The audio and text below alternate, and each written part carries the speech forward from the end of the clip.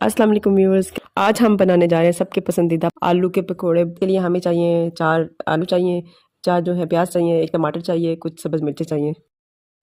अब हम टमाटर, प्याज और आलू जो है ना और सब्ज़ मिर्चें वो सारी बारीक बारीक काट लेंगे। इसमें हमें जो मसाले चाहिए उनमें नमक, सुरख मिर्चें जो हैं वो हमें हस्बे ज़ायक़ा चाहिए।